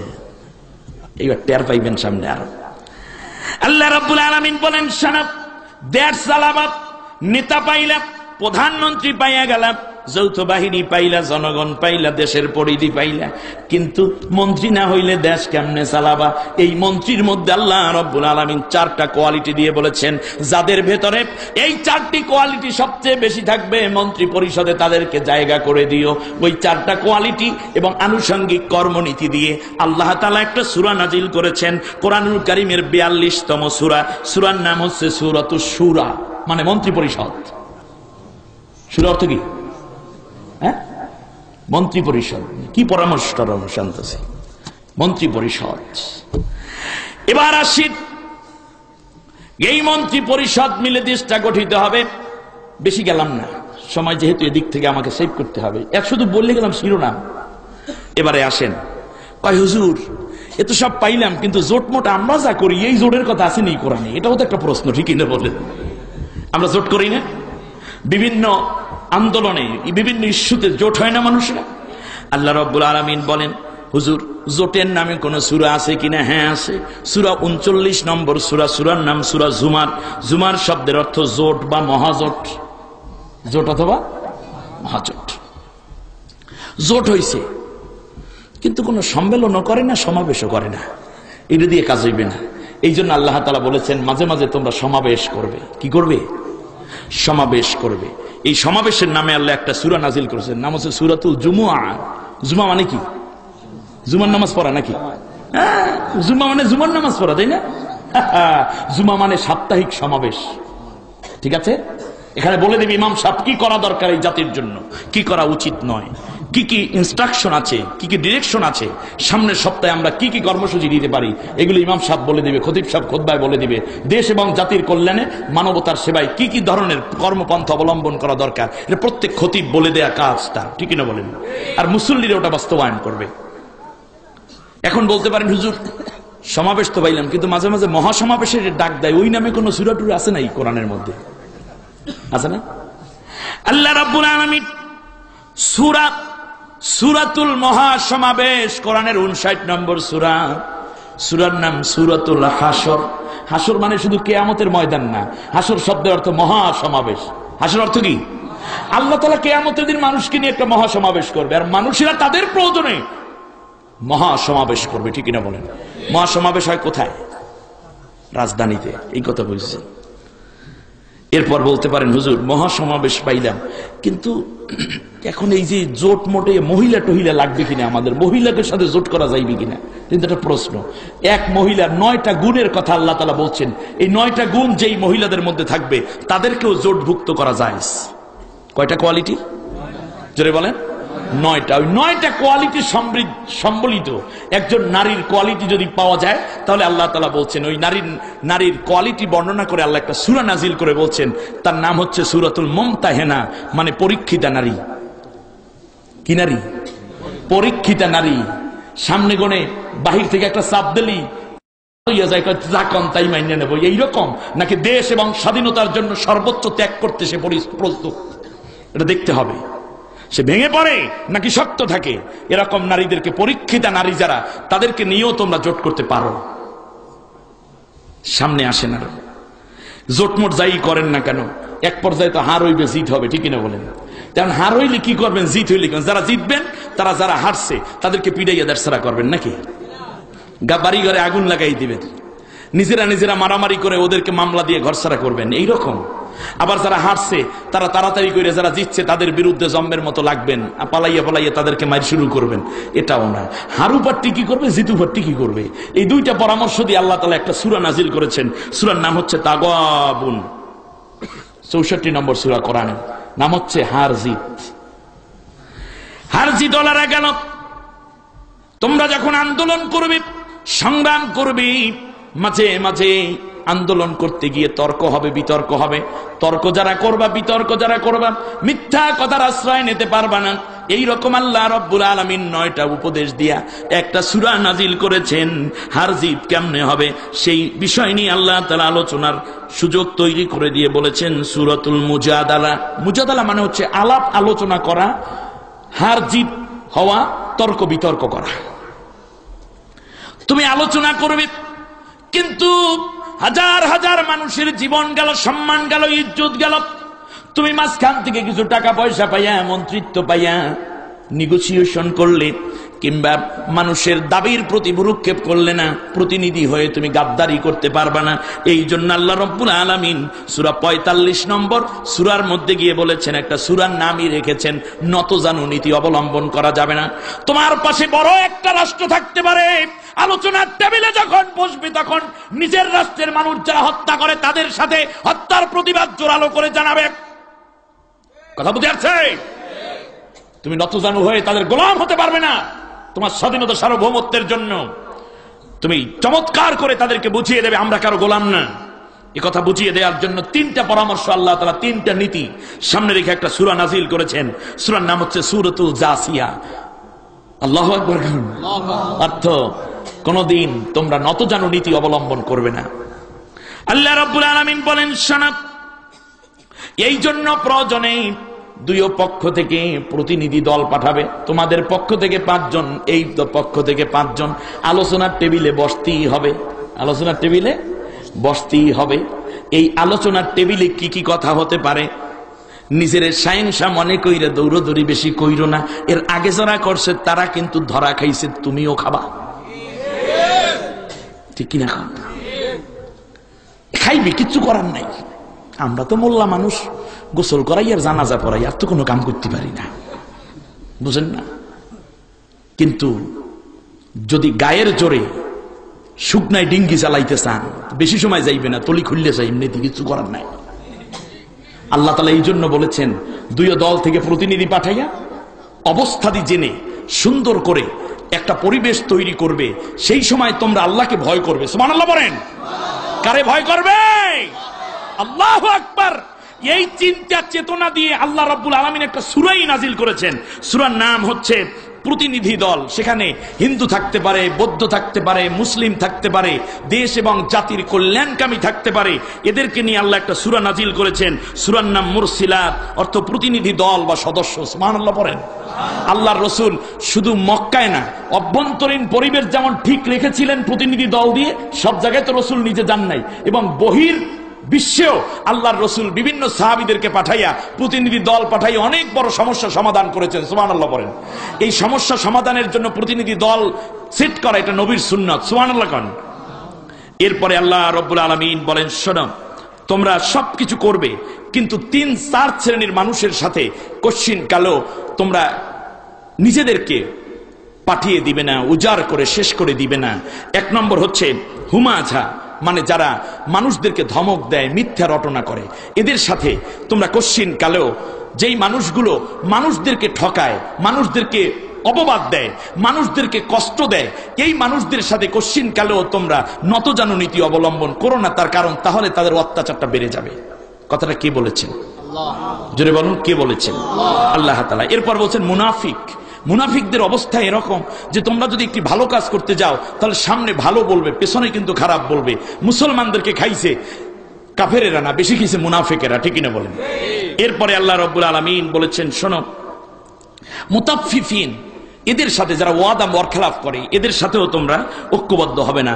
হবে না কাফিরুনের সাথে, মানে যারা হচ্ছে কি নাস্তিক এবং আল্লাহতে অবিশ্বাসী। আল্লাহ রাব্বুল আলামিন দেখেন কতগুলো সূরা নাজিল করেছেন। আমার বন্ধুগণ, আপনি যদি মোমেন হন তাহলে এই সূরাগুলো তেলাওয়াত করা দরকার। তাহলে আপনি দেখবেন আপনার ব্রেইন পরিষ্কার হয়ে যাবে। একজন মোমেন হিসাবে, কথা শুনতেছেন, একজন মোমেন হিসাবে মহা সংকট আসবে, অন্ধকার আসবে, কষ্ট আসবে, দুনিয়া এবং আখিরাতে মিলে আমার কি কি সমস্যা আসতে পারে, আমার নীতি কি, আমি কোন দিকে যাব, এই সব কিছু মিলিয়ে আল্লাহ রাব্বুল আলামিন আমাদেরকে যে সূরাগুলো নাজিল করেছেন এই সূরাগুলো একবার দেখে নেওয়া খুব জরুরি। ঠিক না বলেন? আজকে যে সূরা নাজিল হলো, যে তেলাওয়াত করলাম, সূরার নাম হচ্ছে কি? সূরাতুল ফিল। অর্থ কি? হাতি। সূরা ফিলের মধ্যে মৌলিকভাবে আমি 3টি কথা বলবো, আপনাদের ধৈর্য কুলাবে? আমার বন্ধুগণ, একটা কথা আপনাদেরকে বলতে চাই। সিলেটের মানুষ ইমানি চেতনায় উদ্বুদ্ধ। আমার হাতে এই সিলেটে তিনজন হিন্দু মুসলমান হওয়ার সৌভাগ্য অর্জন করেছে, আলহামদুলিল্লাহ। কোরআনের বাণী তাদেরকেও আকৃষ্ট করে, কিন্তু এরপরও দুঃখজনক খবর হচ্ছে আল্লাহ তাআলার এই কোরআন শুনে কোন কোন মুমিন বিরোধিতা করতে চায়, ঠিক না বলেন? কোরআনের কোনো ক্ষতি আপনার করতে পারবেন না, আমারও কোনো ক্ষতি আপনি করতে পারবেন না, আর একজনেরও ক্ষতি করতে পারবেন না। ক্ষতি যতটুকু হবে আপনার হবে, ঠিক না বলেন? তার কারণ হচ্ছে আমার ক্ষতি যা হবার সেটা তো আল্লাহর তরফ থেকে হবে, ঠিক না বলেন? কিন্তু আপনি কি করলেন? আল্লাহ রাসূল সাল্লাল্লাহু আলাইহি ওয়াসাল্লাম বলেছেন, আল কোরআনু হুজ্জাতুল লাকা ওয়া আলাইকা, কোরআন তোমার পক্ষে কিংবা বিপক্ষে দলিল হবে কিয়ামতের দিন। সুবহানাল্লাহ বলেন। আপনি কি কোরআনকে নিজের পক্ষে দলিল বানাতে চান না বিপক্ষে দলিল বানাতে চান? কে কে পক্ষে দলিল বানাতে চান হাত উঁচু করে আল্লাহকে দেখান।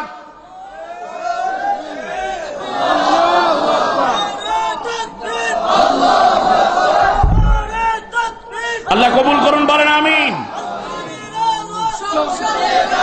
এবার শুনুন, একটু শুনুন। আপনাকে প্রশ্ন, আপনি যদি পরকালে কোরআনকে নিজের পক্ষে দলিল বানাতে চান, দুনিয়ায় থাকতে হবে কোরআনের পক্ষে না বিপক্ষে? জোরে বলেন, পক্ষে না বিপক্ষে? আবু জেহেল নবীর কোরআন শুনেছে নবীর জবান থেকে, কিন্তু হেদায়েত হয়নি, ঠিক না বলেন? আপনি যদি কোরআনের কথা শুনলে ভালো না লাগে, মজা না লাগে, তাহলে মনে করতে হবে আবু জেহেলের চিন্তা এবং বিশ্বাস আপনার ভেতরে লুকায়িত আছে। আর যদি কোরআন থেকে হেদায়েত নিতে চান আবু বকরের মতো, তাহলে আবু বকর যেমন জান্নাতি আপনি তেমনই জান্নাতি হয়ে যাবেন। আজকে নিজের ঈমানটাকে পরিশুদ্ধ করেন, নিজের চিন্তাটাকে সুন্দর করে ডেভেলপ করেন। আল্লাহ আমাদের কবুল করুন, বলেন আমিন। রাসূল সাল্লাল্লাহু আলাইহি ওয়াসাল্লামের জন্মের মাত্র 50 দিন আগে ওয়াদি মুহাসসারে একটা ঘটনা ঘটে গেল। সেটা ছিল এই যে, আবরাহা বাদশাহ যখন দেখলো কাবা ঘরের দিকে দুনিয়ার সব মানুষ দৌড়ায় জিয়ারত করার জন্য, তখন সে নিজে একটা কাবা বানালো। ওইটার নাম দিল 1 নম্বর কাবা, ভালো কাবা। সে দেখলো কাবা ঘরটা ভাঙ্গাচুরা, কালো। উনি বানালো সোনা রূপার দারুণ খচিত করে, একেবারে সুন্দর করে মনের মাধুরী দিয়ে, দেশের দুনিয়ার অন্যান্য বাদশাদেরকে দাওয়াত দিয়ে বলল, তোমরা সবাই আসো আমার ঘরটা এখানে আসো জিয়ারত করতে। ওই দুর্বল কাবার ইবাদত করে লাভ নাই, দুর্বল কাবার জিয়ারত করে কোনো লাভ নাই, আসো আমরা ভালো কাবার জিয়ারত করব। মানুষেরা কেউ তার কাছে গেল না এবং কেউ ওই কাবা জিয়ারত করার জন্য গেল না। 2 বছর অতিবাহিত হয়ে গেল। আবরাহা বাদশা চিন্তা করলো, এত টাকা খরচ করে আমি ঘর বানাইলাম, মানুষ কি কাবা ঘরের কাছে যাবে সৌন্দর্য দেখে নাকি হক দেখে? নকল কাবা বানালো আবরাহা। কোনো কাজ হলো না। ইয়ামেনের শাসক এলাকার কিছু যুবকরা চিন্তা করলো, কাবা বানাইয়া মাতব্বরি করো, তোর কাবারের সাইজ করবো রাখ। এই চিন্তা করে তারা রাতের আধারে একদল যুবক ঢুইকে জম্মের মতো গণহারে পায়খানা করে দিয়ে আসছে। আবরাহার কাবার মধ্যে কি পায়খানা। সকালবেলা আবরাহা গেছে তার কাবা জিয়ারত করার জন্য। যাওয়ার পরে দেখে যে কাবা থেকে যেইভাবে গন্ধ বেরোচ্ছে, দরজা খুইলে দেখে কাম শেষ, ফ্লোর বইরে রয়েছে। তার কর্মচারীদেরকে দিয়ে কাবাটাকে পরিষ্কার করে আবরাহা বাদশা মনে মনে চিন্তা করলো কেমন করে আসল কাবাটাকে ভাঙা যায়। সে একটা ইস্যু তালাশ করলো। কথা বুঝতেছেন আপনারা? ইস্যু তালাশের এক পর্যায়ে সে বুদ্ধি একটা মাথার ভিতর ঢুকছে।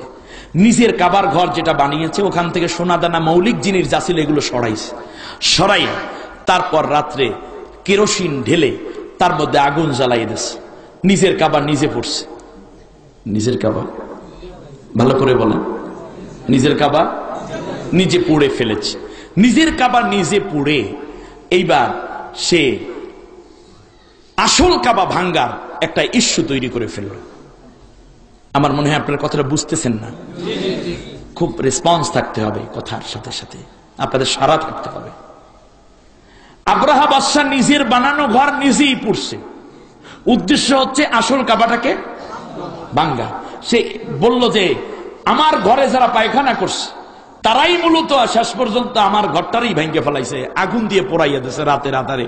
অতএব আসল কাবা না ভাঙলে আমি এটার প্রতিশোধ নেওয়া হবে বলে আমি মনে করি না। বিধায় আসল কাবা, তোরা মক্কায় যে কাবা আছে ওই কাবা আমি ভেঙে ফেলবো এবং আমার ঘর পোড়ানোর প্রতিশোধ নেব। নিজেরটায় নিজে আগুন লাগাইয়া অন্যের তার ক্ষতি সাধন করার চিন্তা করা, এটা সর্বপ্রথম আব্রাহার মাথার ভিতর ঢুকছে। আজও পর্যন্ত দুনিয়ায় যেই সমস্ত শাসকেরা আল্লাহ তাআলার বড় বড় নিয়ামতকে ধ্বংস করার জন্য নিজেরা আগুন লাগাইয়া আগুন জ্বালাইয়া অন্যের ক্ষতি সাধন করতে চায়, তার মাথার ভিতরে আব্রাহার দুশ্চিন্তা গুড়গুড় করে, ঠিক না? বুঝেন? থামেন, শুনেন। গতকালকে যে মাহফিল করলাম, মাহফিল শেষে এক লোক আইসা কয়, হুজুর আমি হাজী সাহেব মানুষ, একটা স্লোগান আমার পছন্দ হয় না। আমি বললাম কোনটা? হুজুর পোলা পাইনে কয় কি ইসলামের শত্রুরা হুঁশিয়ার সাবধান। এটা না কইলে হয় না। আমি বললাম ইসলামের শত্রুদেরকে বলছে, আপনি কি ইসলামের শত্রু? না হুজুর আমি তো ইসলামের শত্রু না। আপনার অসুবিধাটা কোথায়? কোরআনের কথা বলি, এরপরও দুই একজন আর যদি কষ্ট হয় তাহলে তো আপনার ভেতরে আসলে কেমন জানো রে ভাই, একটু নিজের বুকে হাত দিয়ে একটু দেখেন তো আসলে ঈমান ঠিক আছে কিনা। কোরআনের কথা, এরপর আপনার ভালো লাগবে না কেন? এই কোরআন কি শুধু 1500 বছর আগেই ছিল না কিয়ামত পর্যন্ত থাকবে? ওই সময় আবু জেহেল ছিল, এখন আবু জেহেল থাকবে না?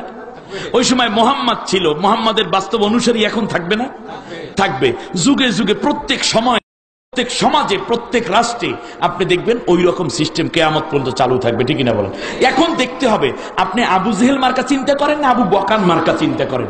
আবু বাকার মার্কা চিন্তা করলে আপনি জান্নাতি, আর আবু জাহিল্লে চিন্তা আপনার মাথার ভিতর ঢুকলে আপনি বুঝে নেন আপনি কোন জায়গায় যাবেন। সাইরে গেলাম, দেখা তো একদিন হবে, দুনিয়ায় না হলে পরকালে তো একদিন হবে। এই কথাগুলো আপনার জন্য আজকে হেদায়েত হতে পারে জাহান্নামের কারণ, ঠিক না বলেন? ইউদিল্লু বিহি কাসীরা ওয়া ইয়াহদি বিহি কাসীরা। এই কোরআন থেকে অনেকে হেদায়েত পাবে, অনেকে গোমরাহ হয়ে যাবে, কিন্তু আপনি গোমরাহ হইয়েন না।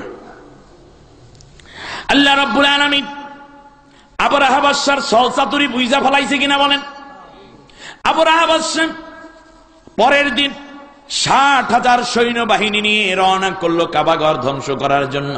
70টা হাতি, 20,000 লইল অশ্বারোহী। এরপরে অন্যান্য সৈন্যবাহিনী নিয়ে, পদাতিক বাহিনী নিয়ে রওনা করলো কাবাঘর ভাঙতে যাইবে। কাবাঘর ভাঙ্গার জন্য 70টা হাতি মানে বর্তমান সময় 70টা বুলডোজার, ঠিকই না বলেন? কাবাঘর ভাঙতে গেছে। ওয়াদিয়ে মুহাসসার নামক জায়গার মধ্যে গিয়ে তাবু টানালো। নাম কি? ওয়াদিয়ে। কাবাঘর থেকে মাত্র 1 কিলোমিটার দূরে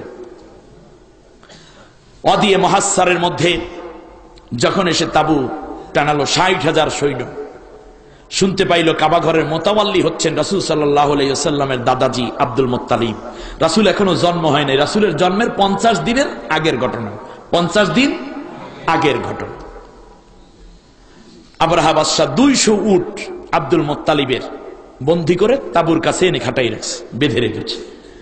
আব্দুল মুত্তালিব খবর পেয়ে দৌড়ে আসলো। কি ব্যাপার, তোমার নাম কি? আমার নাম আবরাহা। বলে কোথার বাদশাহ? ইয়ামেনের। তোমার নাম টাম শুনছি, এখন আমার উট বাঁধছো কেন? উট গ্রেপ্তার করলা কেন? বললো যে উট হলো আপনার, আপনি হলেন কাবাঘরের মোতাওয়াল্লি, অতএব আমি কাবাঘর ভাঙতে এসেছি, যদি কেউ বাধা দেয় তাহলে সর্বপ্রথম আপনি বাধা দিবেন। এই জন্য আপনারে প্রথম মানসিকভাবে দুর্বল করে দেওয়ার জন্য আপনার সব সম্পত্তি আমি করাপ্ট করে ফেলেছি। এটা হচ্ছে একটা টেকনিক। আপনার বাসায় যে আগুন দেয়, আপনার ছেলের নামে যে মামলা করে, এই একটুখানি পোলারে নিয়ে যে রিমান্ড দেয়, এর উদ্দেশ্য আপনার মনটা দুর্বল করে ইসলাম থেকে খারিজ করা, ঠিক না বলেন? আপনি যেন নত স্বীকার করেন, কিন্তু এত সহজ না। মোমেনদের কাছে ওই রকম জিনিসগুলো দিয়ে ঈমান কেনাও যায় না, নষ্টও করা যায় না, ঠিক না বলেন?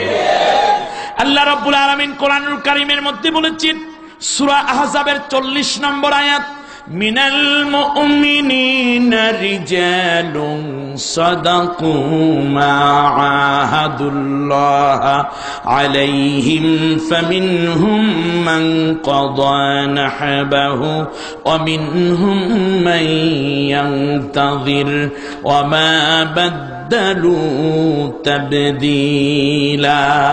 আল্লাহু আকবার বলেন। আল্লাহ রাব্বুল আলামিন বলেন, ওই সমাজের মধ্য থেকে কিছু মানুষ এই রকম আল্লাহর কাছে শপথবদ্ধ হয়েছে, তাদের একজনের পর একজন চলে যায় ময়দানে, বুলেটের আঘাতে একের পর এক পড়ে যাচ্ছে জমিনের মধ্যে, প্রাণ পাখি উড়ে যাচ্ছে, লাশ আনা পর্যন্ত সক্ষমতা তাদের থাকে না। আবার একের পর এক জেলে চলে যাচ্ছে, একের পর এক ফাঁসির হুকুম হচ্ছে, ফাঁসির মঞ্চে চলে যাচ্ছে, একজনের ফাঁসি হয়ে গেছে, আর একজনের ফাঁসির জন্য প্রস্তুত, আর 5 জনের ফাঁসির রায় সেটাও হয়ে আসে, একের পর এক ফাঁসি হয়ে যাচ্ছে, লাশগুলো আত্মীয়রা নিয়ে যাচ্ছে, জানাজা হয়ে যাচ্ছে। ওমা বাদদালু তাবদিলা, কিন্তু একটা সেকেন্ডের জন্য তারা যেই শপথ পরে ইসলামী হুকুমত কায়েমের পথে এসেছে, সেই শপথ তারা 1 ইঞ্চি পরিমাণও নড়বড় হয় না। সাদাকু মা আহাদুল্লাহ আলাইহি, আল্লাহর সাথে তারা যে ওয়াদা করেছে সেই ওয়াদায় তারা বলিয়ান। ওমা বাদদালু তাবদিলা, কোশ্চিন কালেও তারা তাদের শপথকে পরিবর্তন করে না। সুবহানাল্লাহ বলেন। আমার বন্ধুগণ, আদা নিয়ে এসেন, গরম পানি দিবেন। আমার ভাইয়েরা, আবরাহা বাদশা যখন এই কথা বলল, আব্দুল মুত্তালিব মুস্কি হেসে বললেন, সেজন্য আমার ঘর আমার সম্পদ আটকাইলা কেন? বলল যে তোমাকে দুর্বল করার জন্য। বলে বেটা বোকা, আমি কি দুর্বল হয়ে যাব? কারণ আমি তো কাবার খাদেম, ঝাড়ুদার, মোতাওয়াল্লি, আমি তো কাবার মালিক না। অতএব কাবার মালিক যিনি, তিনি কাবাকে রক্ষা করবেন, আর আমি হইলাম আল্লাহ রাব্বুল আলামিনের ঘরের ঝাড়ুদার, আমাকেও রক্ষা করা আল্লাহরই কর্তব্য। সুবহানাল্লাহ। আমি আল্লাহর ঘর রক্ষা করি না, আমি আল্লাহর ঘরের ঝাড়ুদার হিসাবে আমার আল্লাহ আমাকেও রক্ষা করবেন। অতএব আমার উট দিয়ে দাও, আমি উটের মালিক, কাবা ঘরের মালিক যিনি, তিনি কাবা রক্ষা করবেন। সুবহানাল্লাহ। আবরাহা বাদশা চিন্তা করলো, খুব মজা, যে সবচেয়ে বাধা দিবে সেই দেখতেছি আমাকে বাধা দিল না। শেষ পর্যন্ত আবরাহা বাদশা উট দিয়ে দিল।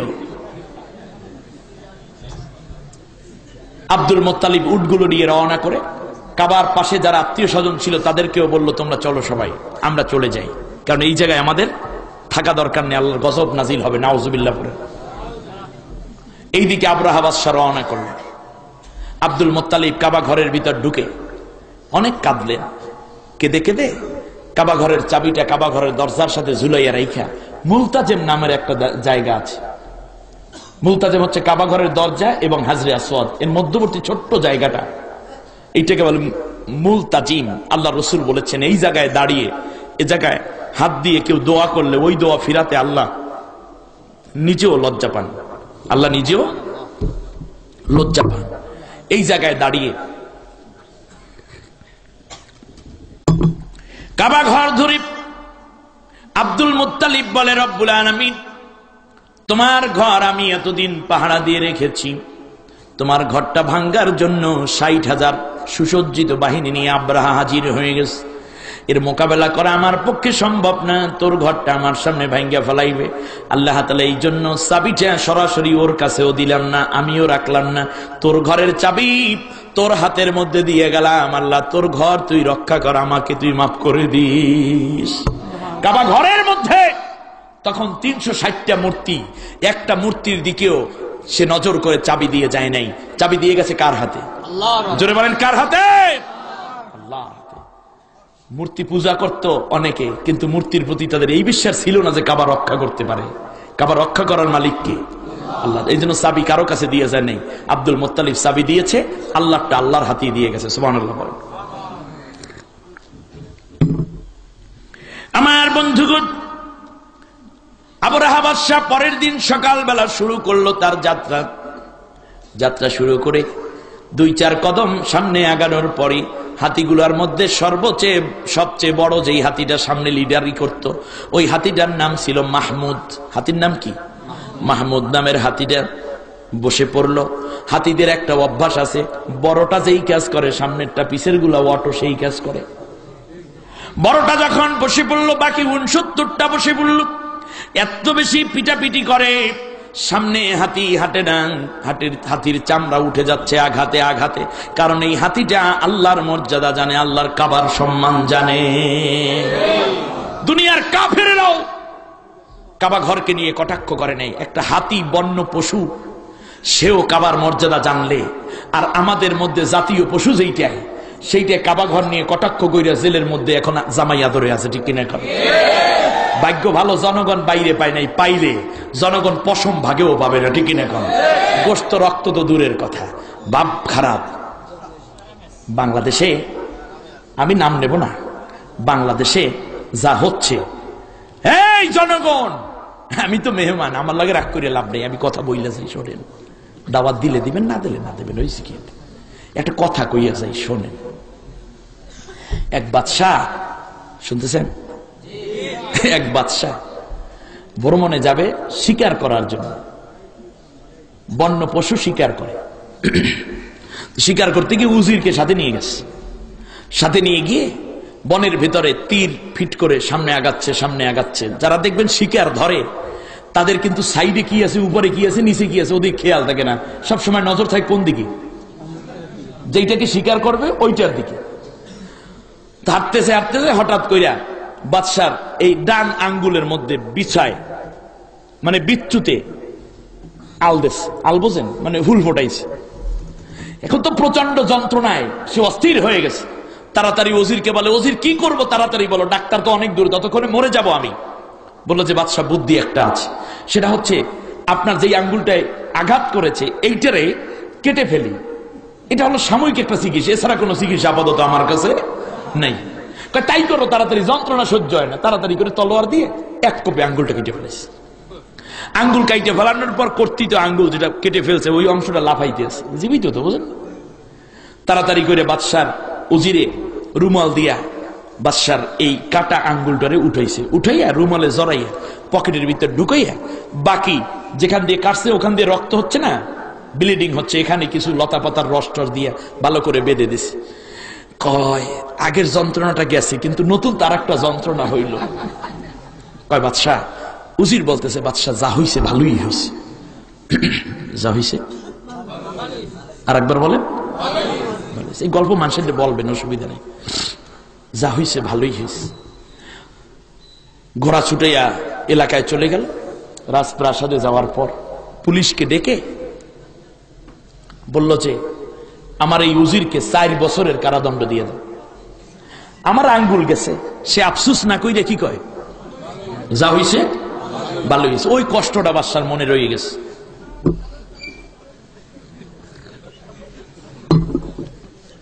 পরের বছর বাদশাহ আবার, খালি পানি আনতে হবে, চা না, শুধু গরম পানি। বাদশাহ এবার পরের বছর আবার শিকারে রওনা করেছে। শিকার করতে গিয়ে, শিকার ধরতে গিয়ে গহীন থেকে মহাগহীন জঙ্গলের ভেতর ঢুকে পড়েছে। শিকার ওই দেখে ওই হরিণটার গায়ে মারবে তীরটা, এমন সময় ওই একটু দূরে চলে যায়, করে করে করে করে একেবারে ভেতরে চলে গেছে। তো বনের লোক যারা আছে, বনে বাস করে, পরনের বস্ত্র পরিধি অত ভালো নয়, একেবারে আদিম অধিবাসী, এরা তাকে গ্রেপ্তার করে ধরল। ধরে হাত পা বেঁধে নিয়ে গেছে তাদের মহলে।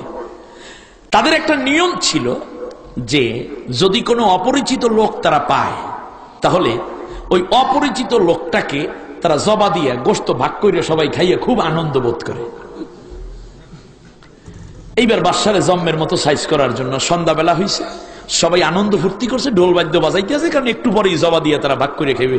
সবাই কেউ প্লেট নিয়ে গেছে, কেউ বা গামলা নিয়ে গেছে, কেউ বা ঝুড়ি নিয়ে গেছে, যাতে করে ওনার গোশত ভাগ করে এনে সবাই আনন্দ ফুর্তি করে খাইতে পারে।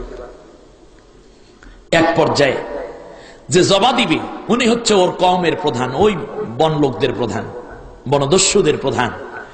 এসে ওনার একটা নিয়ম ছিল ওদের ধর্মনীতি অনুযায়ী, যে কোনো খুদওয়ালা লোক, মানে হচ্ছে কোন আঙ্গুল কাটা, চোখ কানা, কান কাটা, দাঁত পড়া, ঠোঁট কাটা, এদেরকে তারা জবা দিত না, নিখুঁত হইতে হবে, নিখুঁত হতে। শুনতেছেন গল্প? কোনটা ভালো লাগে আপনাদের? এখন সুন্দর করে দেখতেছে মাথার চুল, কান, দাঁত, ঠোঁট দেখে দেখে ডান হাত যখন দেখতেছে, হাত দিয়ে দেখেছে শাহাদাত আঙ্গুল কাটা। এখন যারা ধৈর্য আনছে তাদেরকে ধমক দেখে, ওই বেকুবের গোষ্ঠী, এই লোকটা আনছিস কেন? এটা তো আমাদের খাদ্যই না, কেন এটা তো খুঁতওয়ালা, এত নিখুঁত না, এর আঙ্গুল কাটা, এইরকম পচা মানুষ আমরা খাই না, ছেড়ে দে।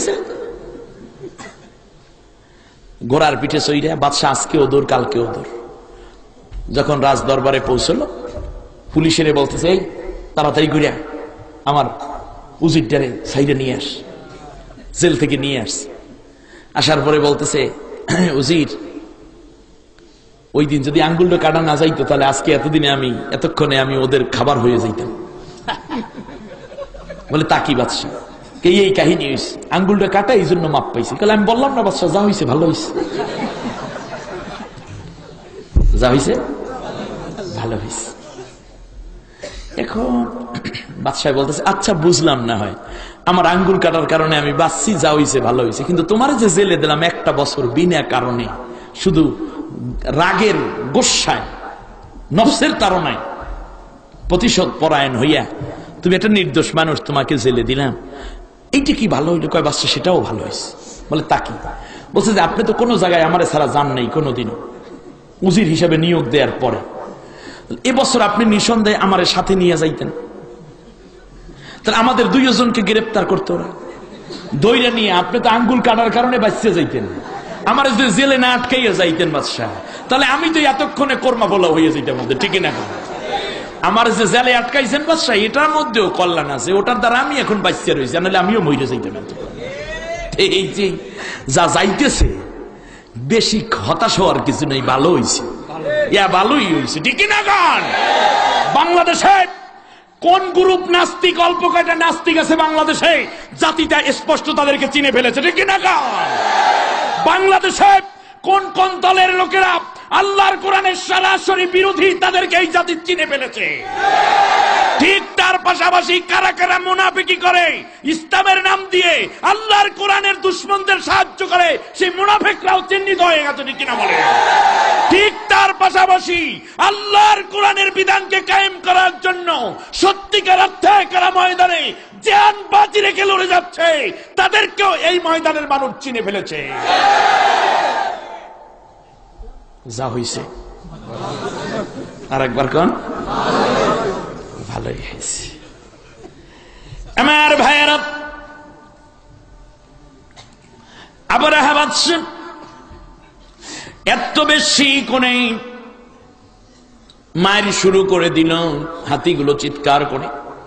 এমন সময় আল্লাহ রব্বুল আলামিন জান্নাত থেকে একদল পাখি পাঠাইয়া দিলেন, আবাবিল পাখি। কাবা ঘরের মধ্যে আবাবিল পাখিগুলো এখনো আছে, কিচির মিচির করে ডাকে। হজ করেছেন যারা, তাদের মনে পড়ার কথা, তাহাজ্জুদ নামাজ পড়লাম আমি মাহতুবের মধ্যে গিয়ে, খানিকটা বিশ্রাম নিলাম, ফজরের আজান একটু পরেই হবে। ওখানের যারা কাবা ঘর ঝাড়ু দেয়, কাবা ঘরের মোতাওয়াল্লি তথা যাদেরকে বধূ বলে, কিংবা ওদেরকে বলা হয় কি যেন বলে, মানে কাবা ঘর ঝাড়ু দিয়ে রাখে রাস্তার, এই খাদেম যারা রয়েছেন, এদের ইয়ামেনেরই একজনের সাথে দেখা। আমি বললাম এই পাখিগুলো তো পায়খানা করে মাইরে ফেলে, এগুলো সাফ করতে করতে তোমাদের অবস্থা খারাপ। বললো যে আল্লাহর কসম, 16 বছর ধরে এই কাবার খেদমত করতেছি, কিন্তু এই পাখিদের পায়খানা কি রকম তাই একদিনও দেখার সৌভাগ্য আমাদের হয়নি। আমি বললাম কেন? বললো যে ওরা যখন পায়খানায় ধরে, পায়খানার বেগ হয়, তখন ওরা চলে যায় এই হারাম শরীফের বাইরে চলে যায়, সেখানে মলমূত্র মানে ওদের পায়খানা ত্যাগ করে তারপরে তারা আবার মাতুপের ভিতরে হারাম শরীফে প্রবেশ করে। সুবহানাল্লাহ। ছোট্ট পাখি কাবা জানলো, পাখির ঠোঁটটা একেবারে হলদে, গায়ের রংটা সবুজ, পা দুইটা কড়া লাল, দেখলে এমনি মনটা ঠান্ডা হয়ে যায়। সুবহানাল্লাহ। যে কথা বলছিলাম, এবারে আস্তে করে আবরাহা বাদশার উপর থেকে, উপরে মাথার উপরে এই পাখিগুলো জাহান্নাম থেকে একটা একটা করে ছোট্ট ছোট্ট বালুকণা সদৃশ্য, অ্যাটমিক পাওয়ার সমৃদ্ধ ছোট্ট ছোট্ট পাথর করা নিয়ে আসছে, মাথার মধ্যে পড়ে, 1 সেকেন্ডের মধ্যে গিলুডারে পানি ফিরে ফেলায়, এরপর নিচের দিকে যাওয়া শুরু করে, হাড্ডি গোস্ত সব মোমের মতো গালাইয়া দিয়ে পায়খানার রাস্তা দিয়ে একটু পানির মতো পরে, কাম শেষ। শরীরের অস্তিত্ব বলতে আর কিছু খুঁজে পাওয়া গেল না 60,000 সৈন্যের। আল্লাহু আকবার। এই সূরা নাজিল কইরা নবী জন্মের 50 দিন আগের অদিয়ে মুহাসসারের দৃশ্য এনে আল্লাহ তাআলা বুঝালেন, হে আবু জেহেল, উতবা, শাইবা, আবু লাহাবরা, তোরা কাবা ঘরের মোতাওয়াল্লিগিরি করো, কাবা ঘর ভাঙ্গাইয়া, নাম ভাঙ্গাইয়া তোরা নিজেরা টাকা পয়সা আয় করো, এখন ব্যবসা বাণিজ্য সম্মান আয় করো, কিন্তু এই কাবা ঘরের মালিক আমি আল্লাহ তাআলা। আর আমার পক্ষ থেকে এই মোহাম্মদকে আমি পাঠিয়েছি রসুল হিসাবে, তাকে দিয়েছি আমি কোরআন। সেই কোরআনের বিধান মানো না, নবীরে নবী বলে স্বীকার করো না, আমি আল্লাহর বিধিবিধান মানো না, অথচ এই কাবাগরের নাম ভাঙ্গাইয়া তোরা খাস। এই কাবাগর ভাঙতে আইসা একটারে কেমনে সাইজ করছিলাম মনে আছে তোদের? ফাইজলামি বেশি করবি তো ওই রকম কায়দা করে সাইডে দেবো। এই সতর্ক বাণী নিয়ে আল্লাহ তাআলা সূরা ফিল নাজিল করেছেন। সূরা ফিলটা যখন নাজিল হয়েছে তখন প্রেক্ষাপট ছিল সম্পূর্ণ একেবারেই একটা জটিল পরিবেশ। সূরা ফিলের তাফসীরটা যদি আমাকে 3 দিন সময় দেয় তাহলে একটু একটু করে করলে হয়তো বেশি মজা লাগতো। তো আপনারা কতটুকু হজম করতে পারেন জানি না, তবে কেউ উঠেন না। আপনারা যদি উঠা বসা করেন আমি মনে করব ভালো লাগে না, সাইডে দেবো, ঠিক আছে কিনা? এখন আপনারা চিন্তা করবেন আপনারা শুনবেন না না শুনবেন, এটা আপনাদের ব্যাপার। উঠলে মনে করবো কাম শেষ, আমি উঠে যাব। এখন দেখেন রাসূল সাল্লাল্লাহু আলাইহি ওয়াসাল্লাম জেলের মধ্যে, কোরআনুল কারীমের 105 নম্বর সূরা সূরাতুল ফিল, 105টা অক্ষর আছে, মোট 5টা আয়াত আছে। মক্কায় অবতীর্ণ সূরা। সূরাটা কোথায় অবতীর্ণ? মক্কায়। রাসূল সাল্লাল্লাহু আলাইহি ওয়াসাল্লাম মাত্র জেল থেকে বেরিয়ে আসছে। গতকালকে আল্লাহর রাসূল জেল থেকে বের হয়েছে, অর্থাৎ জেল থেকে বের হওয়ার পরের দিনই এই সূরা ফিল নাজিল করা হয়েছে। আমার বন্ধুগণ, আমার ভাইয়েরা, একটি হৃদয় বিদারক ঘটনা আমি এখন আপনাদের সামনে উপস্থাপন করতে চেষ্টা করব। মনটাকে একেবারে কোরআনের দিকে ঝুঁকাই দেন, আজেবাজে চিন্তা বাদ দেন। কোরআন থেকে যদি হেদায়েত নিতে চান,